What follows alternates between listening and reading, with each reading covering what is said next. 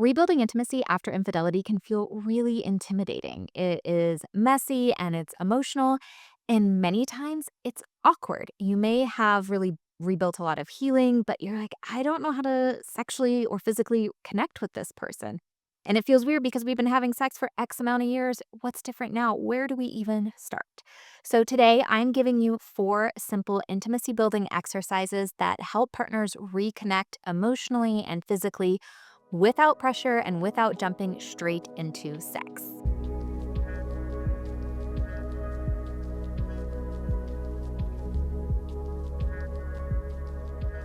Before we get into it, hi there, I'm Lauren Consul. I'm a licensed marriage and family therapist and certified sex therapist, here to help you have more satisfying and secure sex and relationships, especially after infidelity, which is one of my areas of expertise.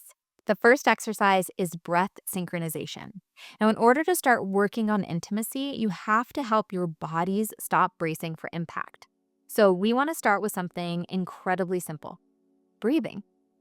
So I'm going to ask you guys just to sit next to each other, and you can start without even touching, and you're not staring deeply into each other's eyes yet.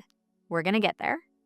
But start with closing your eyes and sitting next to your partner on the couch, somewhere very neutral. So you're sitting side by side. You guys don't even have to be touching yet.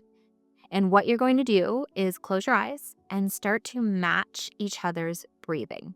Now, it sounds really basic, but matching your breathing is a really wonderful way to calm your nervous systems and say, okay, this person is safe. This doesn't necessarily have to feel like danger, because after a betrayal like infidelity, your brain is going to say, this person is not safe anymore. The person that you love and care about is also the person that hurt you. So it can be very confusing to your nervous system. So when we are doing this breath synchronization, matching, and slowing down, you are training your nervous system to say that this person can feel safe. Now, as this gets easier, you can move a little bit closer to each other. You can start to have the sides of your bodies touch. You could even put your hands on each other's legs. You could even turn towards each other. You can have your eyes closed if that feels too intimidating to have them open. Let it be a progression. It's not about performance or a checklist or getting anywhere too quickly. It's really about telling your nervous system this person is safe and being in each other's presence. And this really is the warm up for all of the other things we're going to be doing. Number 2 is eye gazing. Now, I know eye gazing can look really sweet in those photos on Instagram and can actually be really terrifying in real life. But it has a really good purpose in, again, being present with each other, being vulnerable and intimate, and telling your nervous system this person is safe. So here's how I want you to do it without panicking and to really get the benefits of it. Start with sitting facing each other and set a timer for just 30 seconds to start. We're starting really small, and it might seem like 30 seconds, that doesn't seem like a lot, but when you are doing this for the first time, it can feel like an eternity. So turn, face each other, look into each other's eyes, and that's it. No talking, no funny faces, no laughing, just staring. And that can be the hard part. A lot of people want to start to make jokes or look away. Nope, it's just about being present. Now, when the timer ends, you can share what came up for you in that moment. Maybe it was warmth or sadness, or maybe it was like, wow, that was really awkward. All of that's valid, and it's an opportunity to share that. Now, eye gazing really works because it forces presence and it's really vulnerable. You can't hide behind explanations or defenses. You just show up as you are. Now, over time, work up to 1 minute, then 2 minutes, and ultimately, I want you to be able to stare into each other's eyes for 5 minutes. But you can do this in baby steps. Number 3, sensate focus. Sensate focus is my go-to tool because it takes the pressure out of physical touch. And I have a whole video on sensate focus that I will link below, but here is just kind of the brief overview. Now, with sensate focus, you're not trying to create arousal, you're not trying to do anything, but be present in what it feels like to touch and be touched. You want to start with picking a neutral space. So start with the couch, the living room, wherever feels really safe. And you want to designate one person as the toucher and the other as the receiver. And later you're going to switch roles, so it really doesn't matter who goes first. Start with whatever feels most safe. Now, typically, you're going to start fully clothed with one partner laying on their stomach.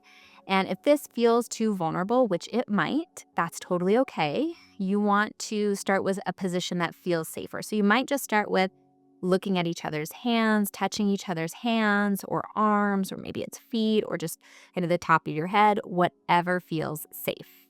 Set a timer usually for 10 to 15 minutes, but it can be a lot less if that's what feels most safe, because this helps create containment, meaning you aren't constantly looking at the clock going, okay, how much time is left? And you know that there is an actual clear end time so you can really be present in the moment. And then afterwards, you can talk about what it felt like to be the toucher, to be the receiver. All of that can help rebuild safety and trust because we're really trying to create physical safety here as well as emotional, because when your body and mind feel safe, intimacy has more opportunity to blossom. The fourth tool is simmering, and this is one of my favorites, which I think I might have said about the last one too, but I really enjoy all of these tools. But the reason I love simmering is because it helps change people's perspective of foreplay, because most people think that foreplay starts right before sex, and that is just not true. Foreplay starts at the end of your last sexual experience, whenever that was, and goes until your next sexual experience. And simmering is really about the art of keeping things warm without pushing for more. Simmering can look a lot of different ways, so you're gonna need to know what it looks like for you and for your partner. And simmering is what keeps that erotic energy going, or feeling desired, or feeling like there is this sexual tension between you guys without the expectation of sex in that moment. So this might be a teasing comment or a flirty text or a gentle touch on the back or a foot rub. But the clear thing is that you are just simmering without expectations. And you can say this explicitly in the beginning, especially because it can help to set expectations and build trust. Hey, honey, I'd love to give you a back rub, just simmering, right? Or I'd love to go take a shower with you, just simmering. This allows both partners to be present and relax into the experience. The key here, though, is that if you say just simmering, to honor that, to not then push for sex or to have sex, because then that can muddle that in the future. We are rebuilding trust here that what you say will be in alignment with your actions. But simmering also allows for a lot of opportunity for connection, because there's a lot of misconnections that I see where people will say, well, I did want to have that back rub, but I didn't want to send the wrong message or feel like I'd have to say no at some point. Simmering allows you to be present, have the connection that partners are wanting without pressure. Healing after infidelity is not usually about these big dramatic breakthroughs or these huge gestures or big moments. It is more often built in these small, consistent actions over time, where your body and your nervous system are able to learn that this person can be safe, that this connection can be safe. It's in small moments of breathing, looking, touching, and playing together. Now, these exercises, of course, do not erase the hurt. They are creating opportunities for connection and healing to grow. I want to know which exercise in here you're going to try, or if you have any questions about any of them in the comments below. And if you want more content on how to have more satisfying and secure sex and relationships, be sure to subscribe.